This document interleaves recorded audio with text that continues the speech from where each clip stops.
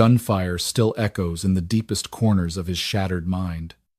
Havoc, a 90-pound Navy SEAL-trained German Shepherd, bares his teeth, snapping his reinforced steel leash until his gums bleed. He trusts no one. He obeys no one. 3 seasoned military handlers have already ended up in the emergency room trying to tame him. Tomorrow morning, a lethal injection will silence the troubled beast forever. But fate has a strange way of intervening. Miles away, shivering under a rain-soaked cardboard box in a San Diego alleyway, sits a forgotten hero. 2 broken warriors are about to collide. The West Coast Military Working Dog Rehabilitation Center in San Diego was designed to be a sanctuary, but for K9 Havoc, it was nothing more than a concrete prison.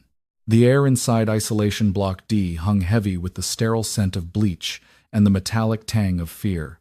In Kennel 4, pacing with a terrifying, rhythmic intensity, was a creature the United States Navy had spent nearly $100,000 to train. Havoc was a purebred German Shepherd, cloaked in a coat of midnight black and deep mahogany, with the muscles of a heavyweight fighter and the eyes of a haunted ghost. Inside his left ear, a small, faded tattoo read X-492. To the Department of Defense, that number represented a highly classified asset capable of detecting explosives, tracking insurgents through unforgiving terrain, and executing silent takedowns in the dead of night. But to the handlers at the facility, X-492 was a walking death sentence. Havoc was suffering from severe canine post-traumatic stress disorder, a condition that manifested in explosive, unpredictable violence. His mind was trapped in a continuous loop of his last mission, a catastrophic night raid in the Al-Baida province of Yemen. His handler, Chief Petty Officer Ryan Mitchell of SEAL Team 6, had been point man on a high-value target extraction. The intel had been flawed. The compound was rigged. When the ambush erupted, Ryan had taken a fatal round to the femoral artery. As the chaos of a firefight engulfed the desert, Havoc had stood fiercely over his bleeding handler. He took a graze wound to his own shoulder from flying shrapnel, but refused to retreat. When the dust-off medics finally arrived to load Ryan onto the medevac chopper, Havoc didn't recognize them as friends. Blinded by the trauma of his master bleeding out, the dog violently defended Ryan's body, sinking his teeth through the Kevlar of a medic's arm. They had to use a heavy tranquilizer dart on the dog just to retrieve the fallen SEAL. Ryan died on the operating table in Bagram. Havoc woke up 3 days later in a stainless steel cage, his shoulder stitched up, his master gone. He felt utterly and completely betrayed. Since arriving at the San Diego facility 6 months ago, Havoc had become untouchable. Any attempt to leash him resulted in a flurry of snapping jaws and defensive aggression. He had put Sergeant First Class William Davis in the hospital with severe lacerations to his forearm, and nearly severed the fingers of another seasoned trainer, Corporal Bradley Jenkins, who had merely tried to slide a bowl of kibble into the kennel. Director Richard Keller stood safely behind the reinforced plexiglass of the observation room, his arms crossed over his chest, watching the shepherd tear violently into a thick rubber Kong toy. The dog wasn't playing. He was destroying. He's entirely unresponsive to standard desensitization protocols, Keller said, his voice flat, exhausted. He turned to the facility's lead behavioral specialist, Jessica Miller. He hasn't slept for more than 20 minutes at a time in weeks. His cortisol levels are off the charts. We can't get close enough to evaluate him, let alone rehabilitate him. Jessica, a dedicated animal behaviorist who had rehabilitated dozens of traumatized war dogs, stared at Havoc with a profound sense of sorrow. He's grieving, Richard. He's grieving in the only way a highly trained weapon knows how. We need more time. He was a Tier 1 operator. You don't just erase that. We don't have more time, Jess, Keller replied, holding up a manila folder marked with a stark red stamp. The brass at Dam Neck made the call this morning. He's deemed a permanent liability, an unrecoverable asset.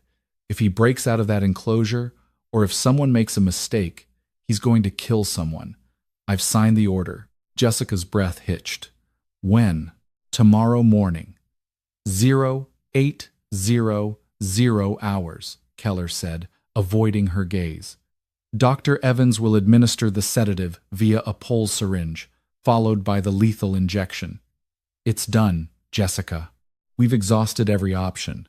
The beast is broken, and it's cruel to keep him in this state of perpetual panic. Down in the kennel, as if sensing the finality of the conversation above, Havoc stopped tearing at the rubber toy. He dropped the shredded pieces from his jaws, lifted his scarred head toward the observation window, and let out a low, guttural growl that reverberated through the thick glass. It wasn't a sound of submission. It was a promise of war until his last breath. While Havoc paced his concrete cell, counting down the hours to an execution he didn't understand, 42-year-old Arthur Collins sat huddled against the damp brick wall of a downtown San Diego alleyway. A coastal rain was falling, the kind of freezing drizzle that seeped through the layers of Arthur's threadbare military surplus jacket and chilled his aching bones. Arthur, known to the sparse few on the streets who dared speak to him as Artie looked like a man 2 decades older.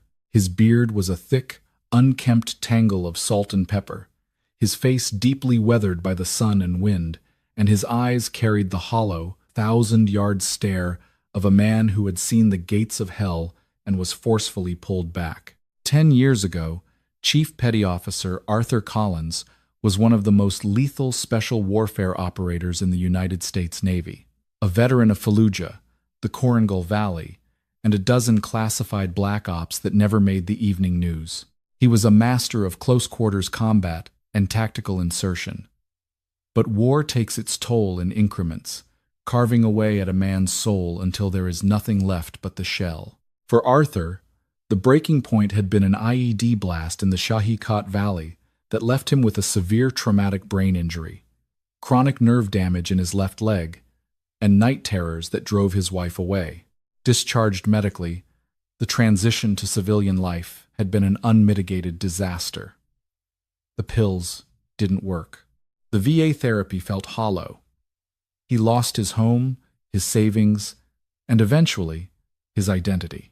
Now, he survived by scavenging, keeping entirely to himself and avoiding the gaze of the bustling city above him. He was a ghost haunting the Gaslamp Quarter.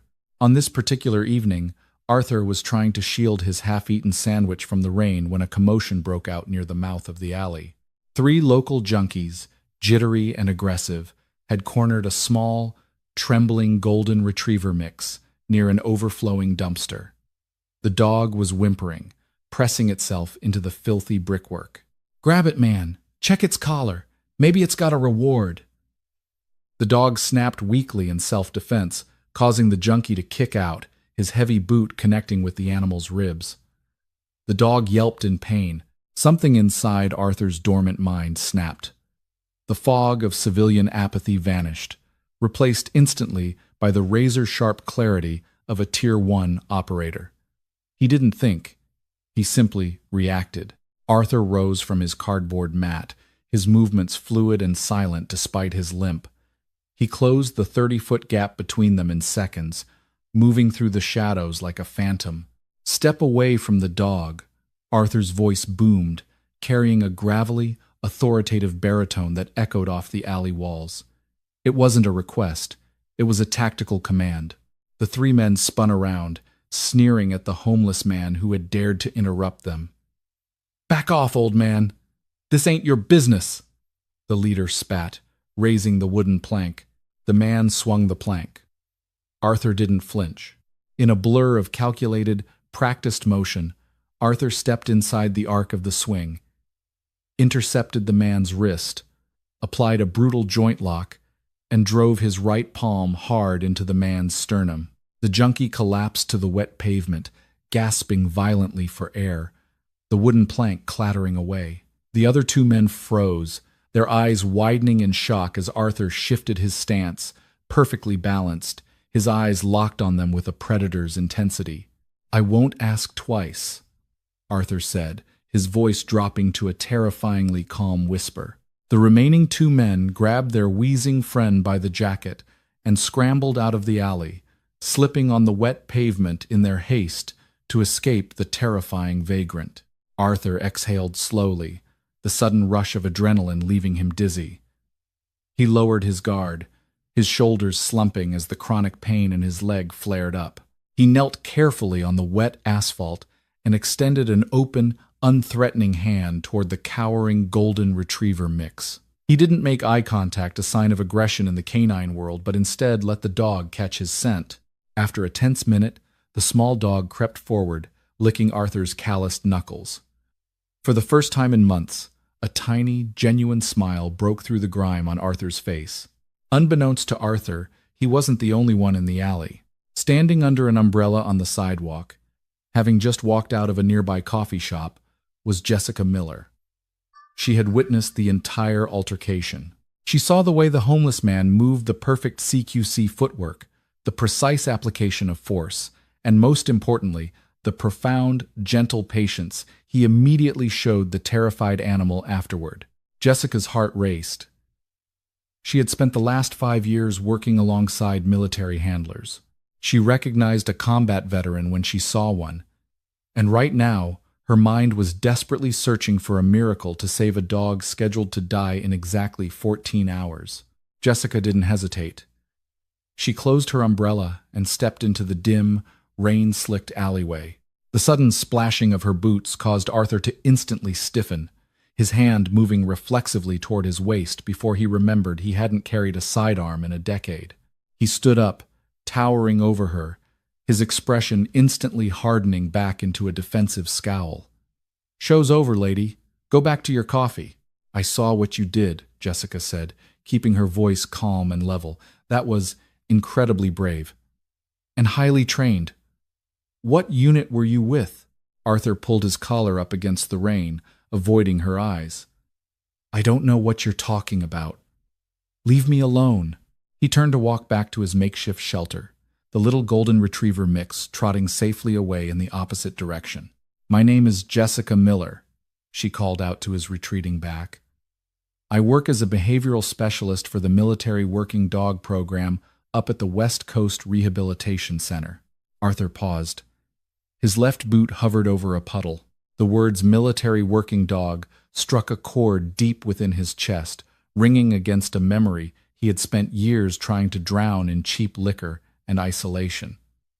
He slowly lowered his foot, but didn't turn around. Jessica took a few cautious steps closer. "I'm looking for a miracle, Mr.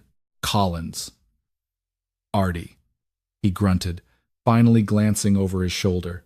"Artie, I have a dog at my facility, a Navy SEAL combat tracker. He's a German Shepherd, 90 pounds of pure muscle and instinct. He survived an ambush in Yemen, but he lost his handler. He's suffering from severe PTSD." Jessica's voice cracked slightly, the desperation leaking through. "He attacks anyone who comes within 5 feet of him. The brass has written him off. He's scheduled to be euthanized tomorrow morning at 0800 hours. Arthur turned fully around now, the rain dripping from the brim of his soiled baseball cap. His eyes were dark, unreadable. "Why are you telling me this?" "Because of the way you just handled that situation," Jessica explained, gesturing to the spot where the fight had happened. "You didn't just fight. You commanded the space. And the way you grounded yourself to earn that stray's trust. You know dogs. And I know an operator when I see one. You were special warfare, weren't you?" Arthur's jaw tightened. "Past tense. I don't do dogs anymore, lady. And I definitely don't do the military. Some things in this world are too broken to be fixed. The military breaks its toys, and when they stop working, they throw them away. You know that. I know that. Let the dog find peace." He turned to walk away again. His handler was Chief Petty Officer Ryan Mitchell. Jessica blurted out, her voice echoing sharply against the brick walls. Arthur stopped dead. It was as if he had walked straight into an invisible brick wall. The air in his lungs vanished. The name hit him with the force of a physical blow, sending a shockwave of agonizing memories crashing into his fragile consciousness. Ryan. 10 years ago, a younger, brighter Arthur Collins was a seasoned instructor in Coronado, California. Ryan Mitchell had been a 22-year-old farm boy from Ohio, struggling through the agonizing crucible of Hell Week. Arthur had pushed him, broken him down, and built him back up into a lethal, elite warrior. After Ryan earned his trident, he had served as Arthur's spotter on a joint task force in Afghanistan. Ryan had saved Arthur's life twice. When Arthur was medically discharged, Ryan was the only one who sat with him in the hospital ward, holding his hand while Arthur sobbed through the pain. Arthur slowly turned around. His hands were trembling, and it had nothing to do with the cold rain. "What did you say?" "Ryan Mitchell," Jessica repeated, her eyes widening as she saw the profound, devastated shift in the homeless man's demeanor. "He was killed in Al-Baida." The dog, Havoc, stood over his body until the medics tranked him. Arthur closed his eyes, a single tear mixing with the rain on his weathered cheek. A crushing, unbearable debt weighed on his soul. He had abandoned his brothers when he lost his mind.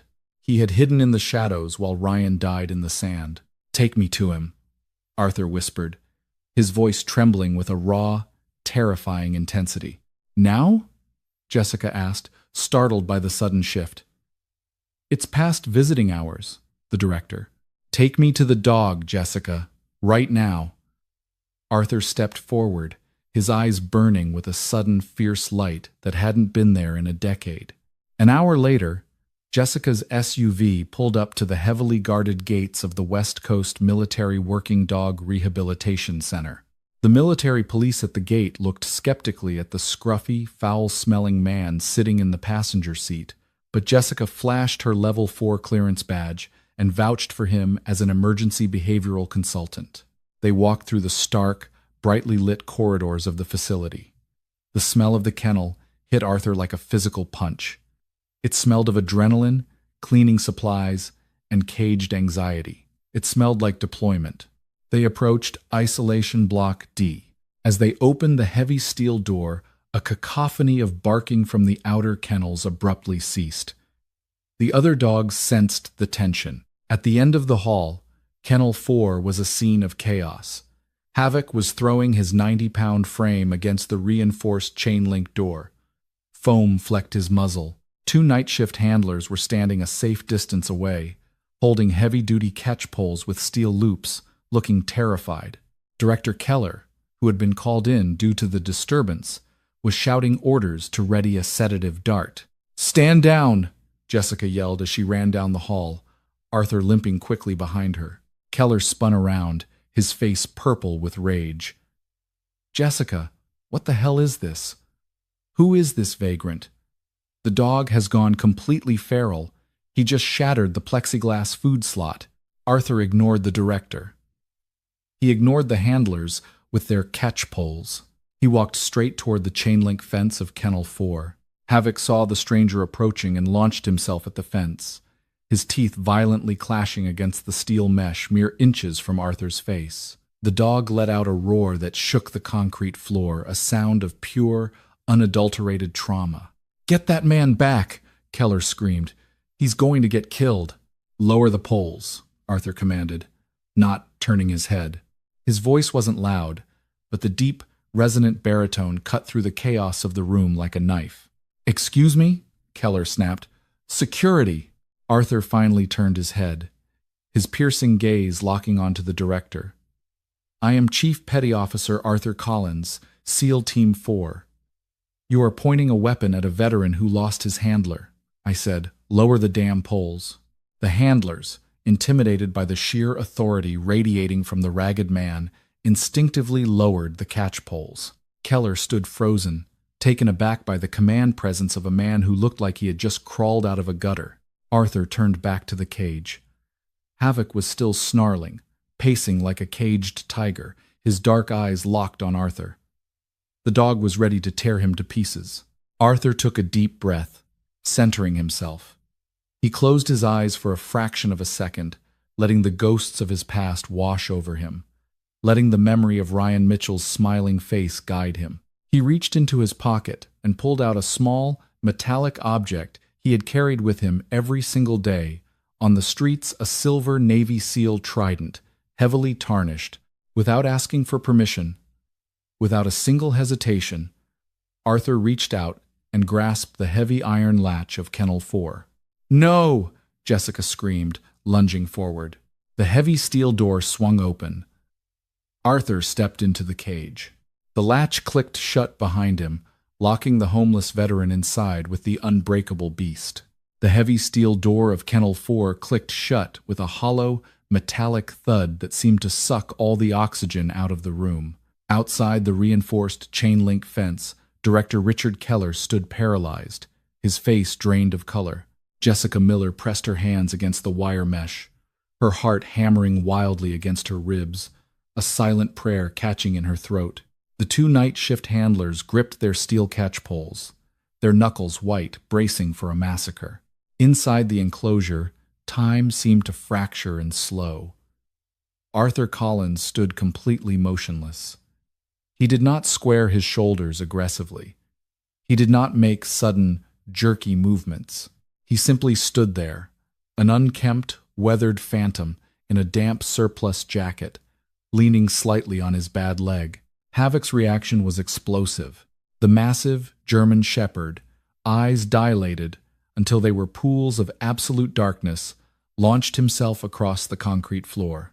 90 pounds of lethal, Navy SEAL-trained muscle and fur closed the distance in a fraction of a second. The dog's jaws were parted, a vicious snarl ripping from his throat, ready to tear into the intruder who had dared to enter his prison. Jessica gasped, squeezing her eyes shut. But Arthur didn't flinch. He didn't raise his hands to protect his face. He didn't step back. He simply lowered his chin, exhaled a long, steady breath, and projected an aura of absolute, impenetrable calm. It was the same icy stillness he had utilized while disarming tripwires in the Korengal Valley, the same dead calm focus he had taught a young farm boy named Ryan Mitchell over a decade ago. Havoc skidded to a violent halt mere inches from Arthur's boots. The dog's reinforced claws scraped loudly against the concrete. The sudden lack of fear, the absence of the metallic scent of adrenaline that usually poured off the handlers, threw the animal into a state of profound confusion. Havoc snapped his jaws in the air, a warning strike, the teeth clicking shut with the force of a steel trap just an inch from Arthur's kneecap. "Steady," Arthur whispered. The word wasn't a command. It was a low, resonant vibration that seemed to emanate from the depths of his chest. Havoc growled, a low, rumbling earthquake of sound, pacing tightly in a half-circle around Arthur. The dog's hackles were raised like a mohawk of black needles down his spine. He was waiting for the man to break. He was waiting for the flinch. Arthur slowly, agonizingly slowly, lowered himself down. His bad leg screamed in protest, a fiery spike of nerve damage shooting up his thigh, but he ignored it. He folded his legs, sitting completely cross-legged on the cold, urine-stained concrete floor, making himself smaller, making himself vulnerable. "You're in the dark, brother," Arthur murmured, his voice barely audible over the hum of the fluorescent overhead lights. "I know the dark. I live there, too." Havoc stopped pacing. He stood rigid, staring down at the broken man on the floor. Arthur opened his right hand, revealing the tarnished silver Navy SEAL trident resting on his palm. He extended his hand slowly, palm up, resting his wrist on his knee. He carried one just like this. "I pinned it on his chest myself." The dog leaned forward, his black nose twitching as he took in the scent of the man. Beneath the layers of alleyway, grime, stale rain, and cheap alcohol, there was something else. A scent of gun oil, of old leather, of the ocean. "The scent of the teams. They tell me you're broken," Arthur continued, his voice a steady, rhythmic cadence. It was the exact cadence of the breathing exercises he used to teach the young snipers in Coronado. 4 seconds in. 4 seconds hold. 4 seconds out. "They say you're unrecoverable. that you're a liability. They said the exact same thing about me. Havoc took a half step closer. His upper lip was still curled, revealing lethal white canines, but the frantic, vibrating energy in his muscles was beginning to stall. Outside the cage, Keller whispered urgently into his radio, "Get the tranquilizer rifle. Now." "No!" Jessica hissed, turning fiercely to the director. "Look at them. Look at the dog's tail. It's untucked. He's listening." Inside, Arthur knew he only had seconds before the dog's trauma loop reset and the violence returned. He needed to break the cycle. He needed to reach through the fog of war that clouded the animal's mind. Arthur closed his eyes, visualizing the young man who had died in the sands of Yemen. He remembered a specific, unconventional command he had taught Ryan to use when operations went catastrophically wrong, when the gunfire was deafening and panic threatened to override training. It wasn't a standard military K-9 command. It was a grounding phrase. Arthur opened his eyes, locking his gaze not on the dog's eyes, but on his chest. He took a deep breath, and with a voice carrying the absolute, unquestionable authority of a chief petty officer, he delivered the command. "Hold the line. Drop." The words hung in the sterile air of the kennel. For 2 agonizing seconds, nothing happened. Havoc stood frozen, staring at the homeless veteran. A violent shudder ripped through the dog's massive frame. The phrase hit him like a physical shockwave. It was the exact phrase Ryan had whispered to him in the transport helicopters. The exact phrase Ryan had yelled over the comms during live-fire drills, and the very last thing Ryan had choked out in the dust of Al-Beta before his heart stopped beating. Havoc let out a sound that Arthur would never forget. It wasn't a growl, or a bark, or a snarl. It was a high-pitched, shattered whine. It was the sound of a heart breaking all over again. The 90-pound killing machine's back legs buckled. Then, his front legs gave out. Havoc collapsed onto the concrete floor, pressing his large, scarred head directly into Arthur's lap. The dog let out a long, shuddering sigh, burying his nose beneath Arthur's arm, his entire body trembling violently as the dam of suppressed grief finally burst. Arthur didn't hesitate. He wrapped his arms around the massive dog, burying his face in the coarse black fur of Havoc's neck. Tears, hot and uncontrollable, streamed down Arthur's weathered face, washing away years of dirt and apathy. "I've got you," Arthur choked out, his voice cracking as he rocked the shaking animal. "I'm here. We're holding the line. Rest, soldier, rest." Outside the kennel, the heavy catch poles slipped from the handler's hands, clattering uselessly against the floor.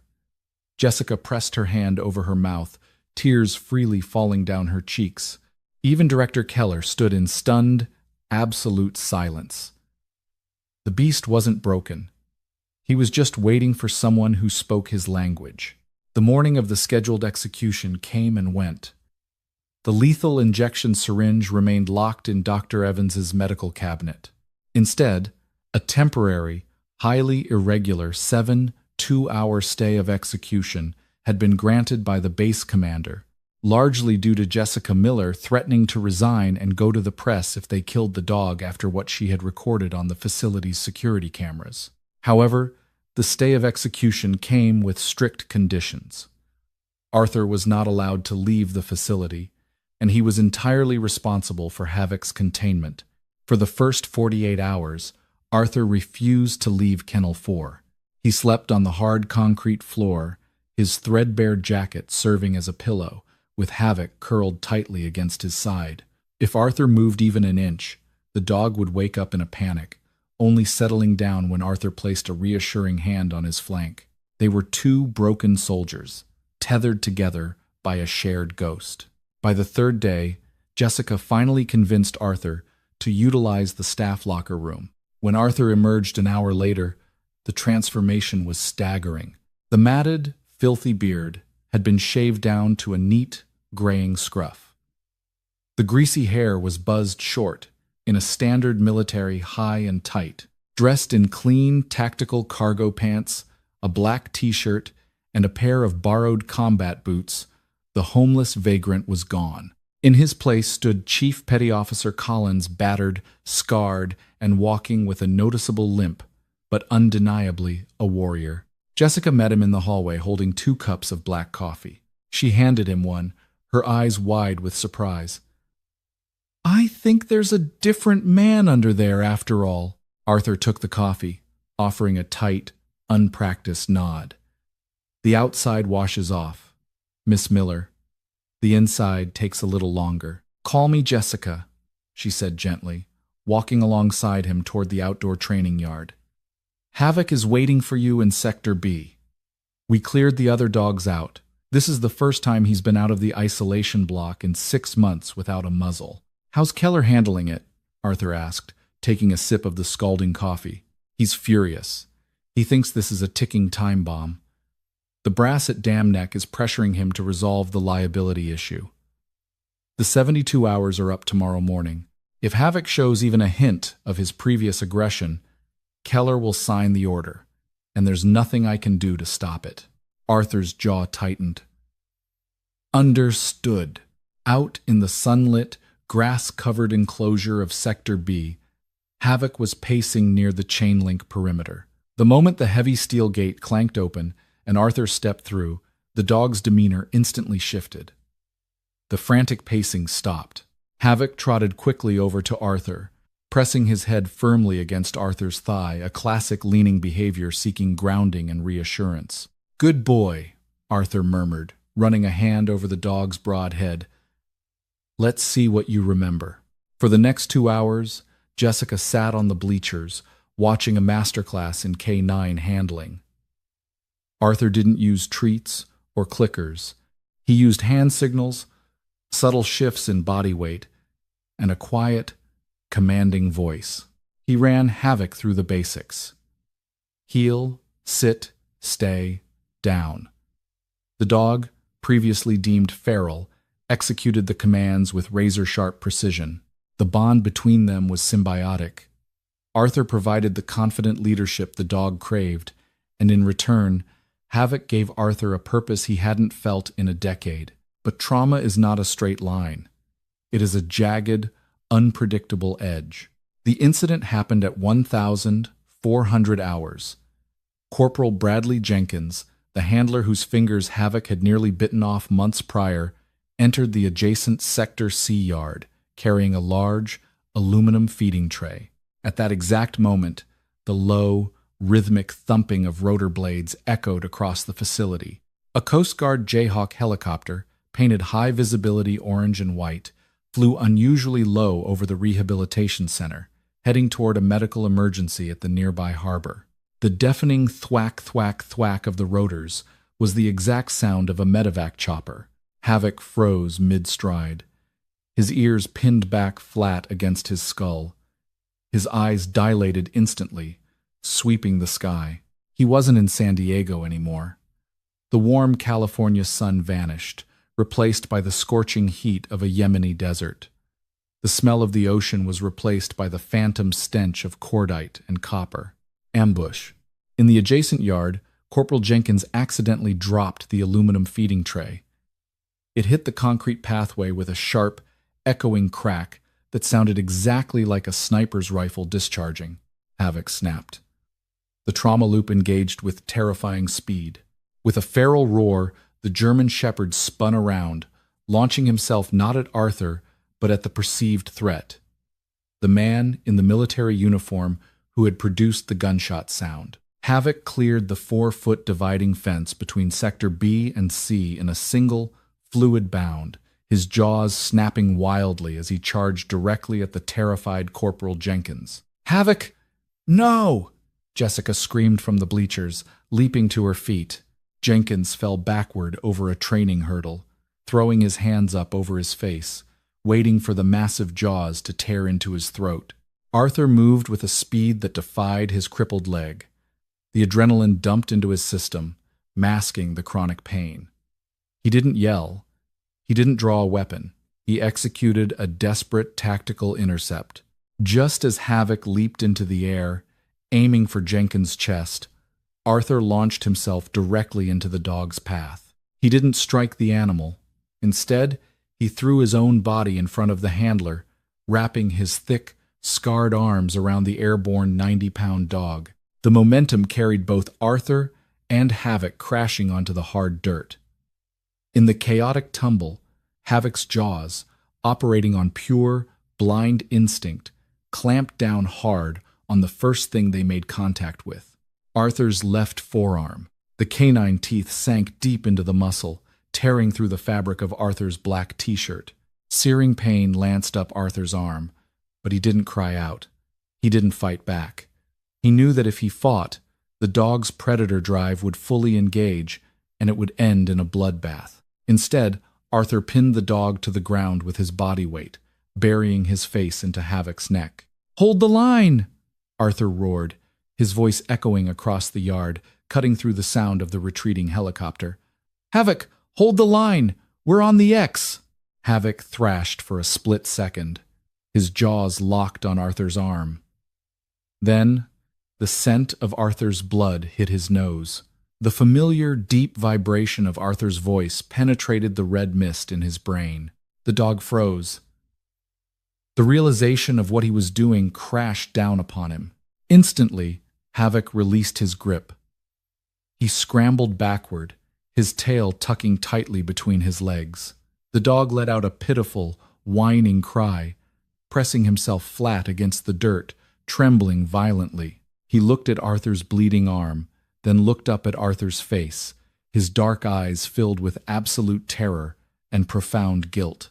Arthur sat up, clutching his bleeding arm. He didn't look at the terrified Corporal Jenkins. He looked only at the dog. "It's okay." Arthur breathed heavily, blood dripping from his fingers onto the dirt. He extended his uninjured hand slowly toward the cowering animal. "It's okay, brother. You're safe. I'm right here." Havoc crawled forward on his belly, whimpering, and gently licked the blood from Arthur's knuckles. Before Arthur could say another word, the heavy metal gates of the yard banged open. Director Keller stormed in, followed by 2 armed military police officers. "Secure that animal!" Keller shouted, his face pale with rage. He pointed at Arthur's bleeding arm. "That's it. Experiment over." He bit a human. "Lock the beast up. The execution proceeds tomorrow." The medical bay at the facility smelled of iodine and sterile gauze.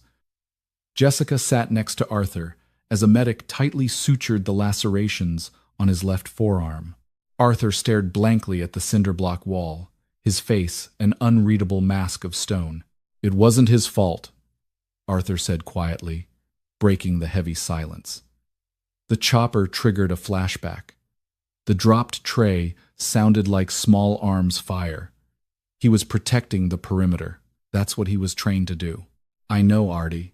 I know," Jessica sighed, rubbing her temples. "But military protocol is absolute. A working dog that bites an unarmored civilian or handler without command, especially after a rehabilitation attempt, is classified as a code red liability. There are no second chances." The door to the medical bay swung open. Director Keller walked in, looking rigid and uncomfortable. Beside him stood a tall, impeccably dressed officer, wearing the silver eagles of a Navy captain. His uniform was crisp, his face carved from granite. Arthur recognized him immediately. Captain Thomas Sterling, commander of the Naval Special Warfare Canine Unit, out of Dam Neck, Virginia. The man who held the literal power of life and death over every SEAL dog in the military. Arthur immediately stood up, ignoring the medic, and snapped into a flawless, rigid posture of attention. It was instinct. Captain Sterling looked the battered veteran up and down. "At ease, Chief Collins. I read your file on the flight over from Virginia. Silver Star, 2 Purple Hearts. You have a hell of a service record. And from what Director Keller tells me, you have a strange affinity for my most dangerous asset." "With respect, sir," Arthur said, remaining at parade rest. "Havoc isn't a dangerous asset. He's a wounded soldier suffering from trauma. He needs time, not a lethal injection." Sterling sighed, clasping his hands behind his back. I knew Ryan Mitchell. He was a good operator. But Havoc has severely injured 3 handlers, and now he's bitten you.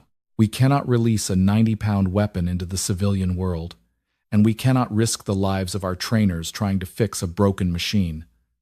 The euthanasia order stands. 0800 tomorrow. Arthur stepped forward, his eyes burning with a desperate, fierce light. Captain, give me the dog. Sterling blinked, taken aback. Excuse me? Let me adopt him. I will take full responsibility for him. Keller scoffed loudly. Are you insane? You're a homeless vagrant, Collins. You don't even have a permanent address. The VA has you listed as 100% disabled with severe PTSD. You are legally, financially, and psychologically unfit to adopt a goldfish, let alone a Tier 1 military K9 with a bite history. Arthur turned his piercing gaze on Keller, silencing the man instantly. He turned back to Sterling. I may not have a house, sir, but I know how to handle him. I stopped his flashback today without striking him. He responds to my commands. He let me inside his cage when he was ready to kill everyone else in this room. You owe it to Mitchell to save his partner. Captain Sterling looked torn. He glanced at the security footage playing on a nearby monitor, showing Havoc currently sitting quietly in his kennel, staring at the door, waiting for Arthur to return. There's a loophole, Jessica interjected suddenly, stepping forward. Her voice trembled, but she stood her ground against the high-ranking officers. The Roberson Directive. Section 4. Paragraph B. Sterling raised an eyebrow. The Roberson Directive was written for active duty handlers retiring with their dogs, Miss Miller. Chief Collins is discharged, but it specifically states, Jessica countered, pulling out her tablet and tapping frantically, that a Tier 1 K9 slated for euthanasia due to behavioral issues can be legally reclassified as a specialized service animal for a disabled special operations veteran. If the veteran can pass a Level 5 combat readiness obedience evaluation with the dog, proving absolute control. Keller laughed bitterly. A Level 5 evaluation? A fully healthy, active duty handler with a healthy dog struggles to pass a Level 5. It involves live fire simulation, extreme stress tests, and off-leash crowd control. You expect a crippled, homeless man and a psychotic dog to pass it? I expect them to have the right to try, Jessica said firmly, looking directly at Sterling. Captain Sterling stared at Arthur for a long, heavy moment. He looked at the fresh, bloody bandages on Arthur's arm. He looked at the quiet, unyielding determination in the broken man's eyes. Tomorrow morning. 0800, Sterling finally said, his voice dropping an octave. Instead of the execution block, we go to the main combat simulation yard. You and Havoc will run the Level 5 evaluation. If he breaks command even once, if he shows a single ounce of unwarranted aggression toward my evaluating staff. Sterling paused, making sure Arthur understood the gravity of his next words. I will draw my own sidearm and end him on the field. Do we have an understanding, Chief? Yes, sir, Arthur replied, his voice a low rumble. We'll be ready. As Sterling and Keller left the medical bay, Arthur looked down at his trembling hands. He had one night to prepare a traumatized dog and his own shattered mind for the hardest test of their lives. The fluorescent lights of Isolation Block D flickered with a sterile, unforgiving hum. It was 0200 hours. Outside, a thick marine layer had rolled into San Diego, blanketing the military base in a dense, suffocating fog. Inside Kennel 4, the silence was absolute, heavy with the weight of the impending dawn. Arthur Collins sat cross-legged on the cold concrete. His left forearm throbbed with a dull, rhythmic intensity beneath the thick white bandages. The pain was secondary, pushed to the farthest corners of his mind by years of discipline. His focus was entirely on the massive black and mahogany German shepherd resting his chin heavily on Arthur's right knee. Havoc wasn't sleeping. His dark, intelligent eyes tracked every microscopic shift in Arthur's breathing. The dog knew something was coming. The atmospheric shift in the facility, the scent of adrenaline seeping from the handlers on the night shift, the distinct, metallic tang of fear. Havoc processed it all. "We're going back to the wire tomorrow, brother," Arthur whispered, his voice a low, gravelly vibration that resonated through the quiet kennel. He reached out, his calloused fingers gently working through the thick fur behind Havoc's ears, finding the scarred tissue from the shrapnel wound in Yemen. "It's not going to be easy. They're going to throw the book at us. They want us to fail. They want you to be the monster they wrote in your file." Havoc let out a soft, questioning whine, shifting his heavy frame closer until his side was pressed firmly against Arthur's hip. "I know," Arthur continued, his gaze distant as he stared at the cinder-block wall. "I know what it feels like when the noise gets too loud, when the memories bleed into the present and you can't tell the difference between a falling tray and a sniper round. It feels like drowning on dry land." Arthur slowly pulled the tarnished silver Navy SEAL trident from his pocket. He held it up under the dim overhead light. The metal caught the faint glow. "Ryan wouldn't have quit on you," Arthur said, his voice tightening with a sudden, fierce emotion. "He was stubborn, hard-headed kid from Ohio who didn't know the meaning of the word impossible.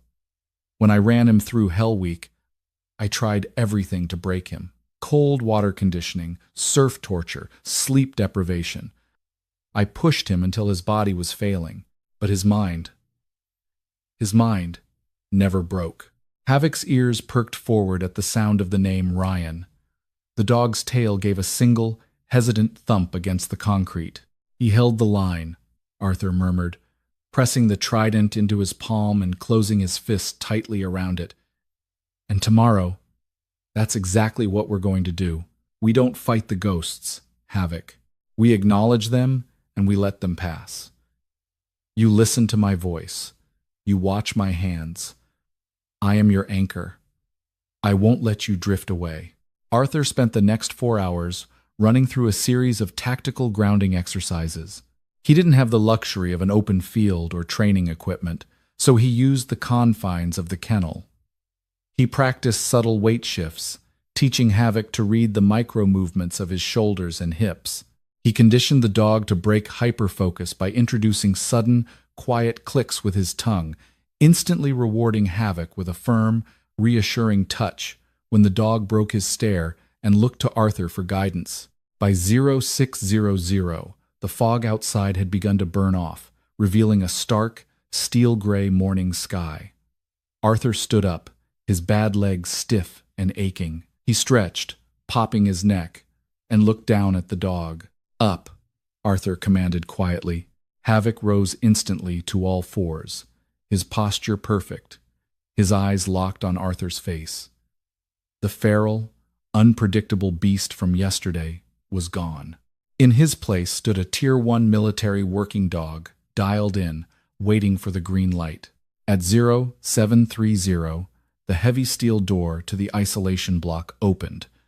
Director Richard Keller stood in the threshold, accompanied by 2 armed military police officers carrying heavy sedation rifles.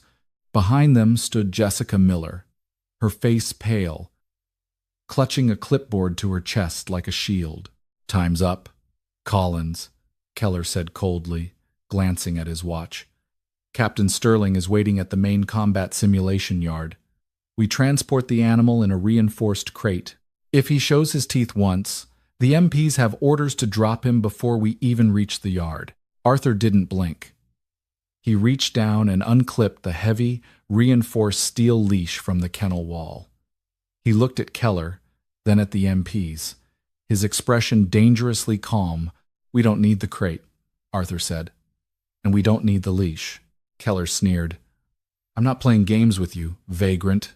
The regulations explicitly state the Roberson Directive, Section 4, Paragraph C, states that a handler undertaking a Level 5 evaluation may elect to transport the K9 to the testing ground off-leash to demonstrate immediate baseline control. Arthur interrupted, reciting the manual from memory.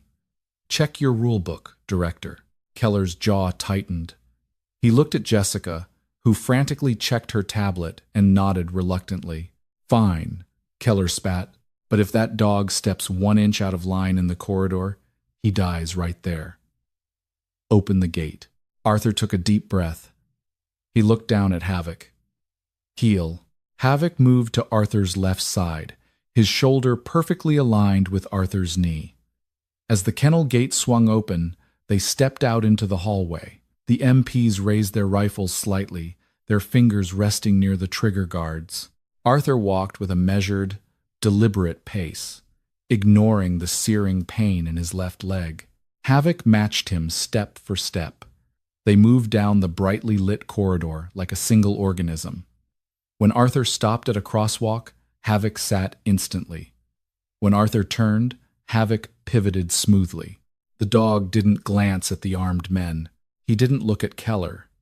His universe had shrunk entirely to the man walking beside him. Jessica watched them from behind, a tear slipping down her cheek.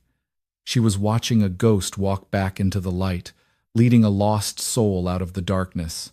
The main combat simulation yard at the West Coast Military Working Dog Rehabilitation Center was a sprawling, 3-acre expanse designed to replicate the chaos of a hostile urban environment. It featured concrete facades, burned-out vehicle chassis, hidden speaker systems capable of producing deafening battlefield audio, and a sophisticated network of pop-up targets. At the edge of the yard, elevated behind a bulletproof plexiglass barrier, sat the observation deck. Captain Thomas Sterling stood perfectly still, his hands clasped behind his back, staring out at the course. Director Keller stood to his right, a smug, expectant look on his face. Jessica Miller stood to the left, her hands trembling so badly she had to put her clipboard down. At precisely 0800 hours, the heavy steel gates at the far end of the yard groaned open. Arthur Collins and Havoc stepped onto the dirt. The morning sun cast long, harsh shadows across the simulated war zone. Arthur was dressed in his black t-shirt and cargo pants, the white bandage on his arm a stark reminder of yesterday's failure. Havoc walked perfectly at his side, off-leash, his black coat gleaming in the sunlight. A loudspeaker crackled to life, echoing across the yard. Captain Sterling's voice boomed from the speakers. Chief Collins, you are attempting a Level 5 Combat Readiness Obedience Evaluation. This test is designed to push the K9 to absolute failure. You will navigate the urban course while enduring simulated hostile contact, audio-visual stressors, and direct confrontation. You have no leash, you have no collar. If the dog breaks command, attacks without provocation, or fails to release a target upon your command, the evaluation will be immediately terminated, and the euthanasia order will be executed on the field. Do you understand these terms? Arthur brought his right hand to his brow in a crisp, flawless salute toward the observation deck. Understood, sir. Stand by for Phase 1, Sterling commanded. Begin? Arthur didn't hesitate. Forward, he murmured. They moved into the mock city streets. For the first 2 minutes, it was eerily quiet. Then, the psychological warfare began. Without warning, the hidden speaker system erupted. The deafening, rapid-fire crack, crack, crack of an AK-47 echoed through the concrete facades. Immediately following, 2 simulated flashbang grenades detonated 20 yards to their left with a concussive boom that shook the ground. Havoc flinched. His ears pinned back flat against his skull, and his center of gravity dropped. His muscles coiled like steel springs. The trauma loop was knocking at the door. He scanned the burned-out vehicles, looking for the ambush. "Hold the line," Arthur said, his voice cutting through the ringing echoes of the explosions. He didn't stop walking. He didn't look down at the dog. He simply kept his pace steady, exuding an aura of absolute control. We're pushing through. Havoc let out a low, vibrating whine, but his training and his absolute trust in the man beside him overrode the panic. He uncoiled his muscles and resumed his position at Arthur's left knee, though his eyes remained wild and hypervigilant. Up in the observation tower, Sterling nodded slowly.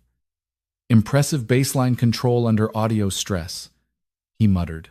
Keller scoffed. "Audio is easy. Let's see how the beast handles a physical threat.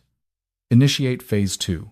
As Arthur and Havoc rounded the corner of a simulated marketplace, the threat materialized. From behind a stack of wooden crates, a figure lunged into the street. It was Petty Officer First Class Hayes, one of the base's top agitators, wearing a heavily padded, bite-resistant suit. He was screaming aggressively, swinging a thick, hollow fiberglass baton in the air, charging directly at Arthur. This was the ultimate trigger, a hostile advancing on the handler. Havoc let out a terrifying, guttural roar. He lunged forward, placing himself squarely between Arthur and the attacker. His teeth were bared, a line of white fury against the black fur. He was ready to tear the man to pieces to protect his master. "Havoc! Apprehend!" Arthur shouted. Given the green light, Havoc launched himself like a missile. He covered the 20 feet in a blur of black and mahogany, leaping into the air, his jaws opening wide to latch onto the padded arm of the charging agitator. But this was a level 5 evaluation. The goal wasn't just to bite. It was to demonstrate godlike control. Just as Havoc was suspended in the air, mere milliseconds from crushing his jaws around Hayes's padded forearm, Arthur issued the hardest command in the K9 arsenal: "Out." It defied every predatory instinct in the dog's DNA. To abort a strike mid-air, while adrenaline was flooding the system, was considered nearly impossible for a traumatized dog. Havoc heard the command. In a feat of astonishing athletic ability and psychological discipline, the dog snapped his jaws shut on empty air. He twisted his body laterally while still airborne, violently crashing into the dirt just inches from Hayes's boots.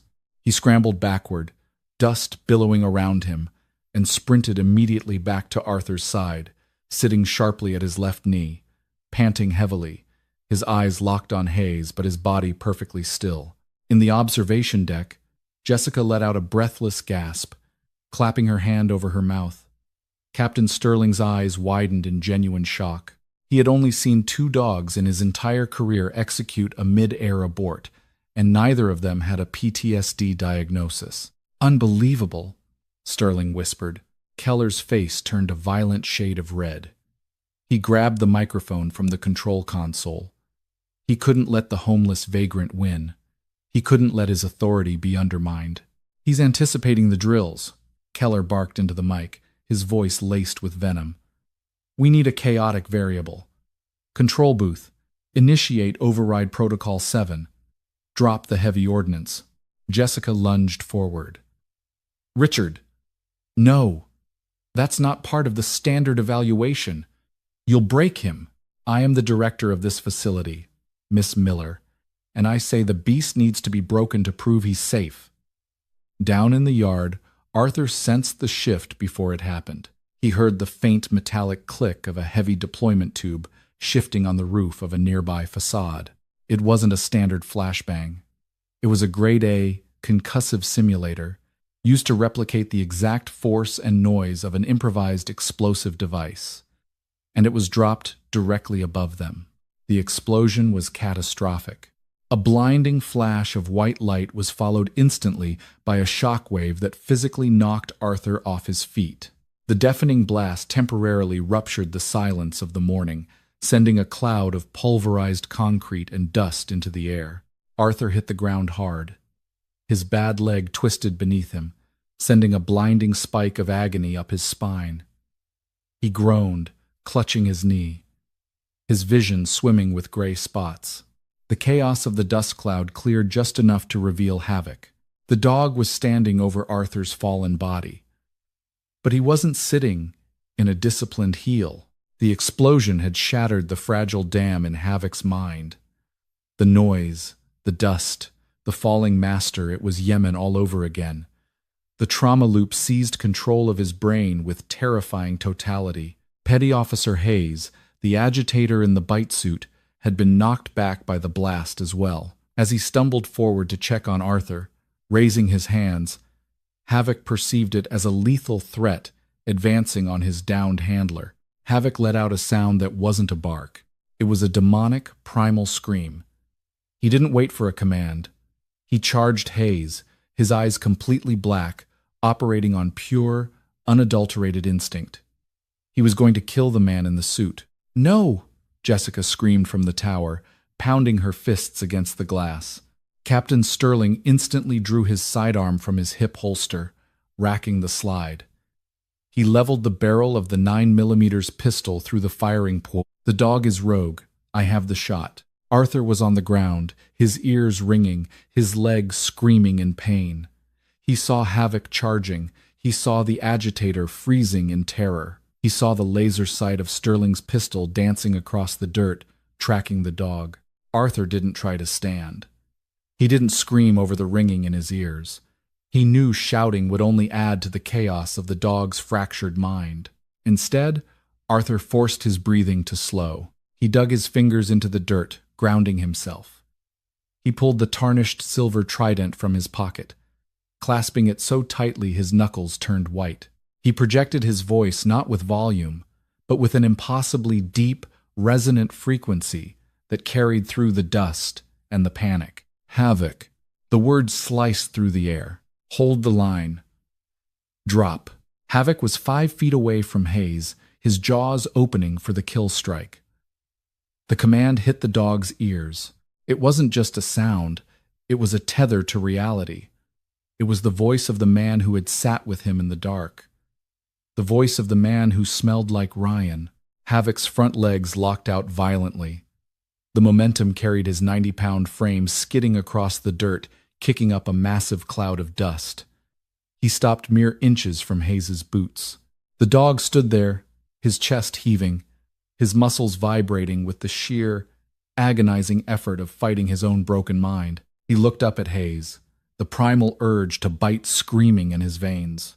"Drop," Arthur whispered again from the dirt, his voice trembling with exertion. Slowly, agonizingly, Havoc lowered his gaze, his back legs folded, then his front legs. The massive, lethal animal collapsed onto his belly in the dirt, placing his paws over his snout, whining softly. He had fought the ghost, and he had won. In the observation deck, Captain Sterling slowly lowered his pistol. He engaged the safety and holstered the weapon, his hand shaking slightly. He looked at Director Keller, who was standing frozen, his mouth agape. "Director," Sterling said, his voice cold and sharp as a razor, "pack up your office. You are relieved of your command, effective immediately." Sterling turned to the microphone and pressed the button. His voice echoed across the silent, dusty yard. "Evaluation complete. Chief Collins, the dog is yours." Down in the dirt, Arthur let his head fall back against the ground, a breathless laugh escaping his lips. He rolled over onto his side. Havoc immediately broke his downstay, scrambling over to Arthur and aggressively licking the dust and sweat from his face, his tail wagging so hard his entire body shook. Arthur wrapped his good arm around the dog's thick neck, burying his face in the coarse fur. The San Diego sun was warm as Arthur Collins walked out of the heavy iron gates of the West Coast Military Working Dog Rehabilitation Center. He wore a clean flannel shirt and carried a battered canvas duffel bag over his shoulder. By his side, walking on a loose, relaxed leash, was Havoc. Captain Sterling had fast-tracked the paperwork, granting Arthur full custody and reclassifying Havoc as a specialized psychiatric service dog. More importantly, Jessica had pulled strings with a local veterans charity, securing Arthur a quiet, modest cabin up in the Laguna Mountains, far away from the noise and chaos of the city. Arthur paused on the sidewalk, looking out toward the horizon where the ocean met the sky. He knelt down,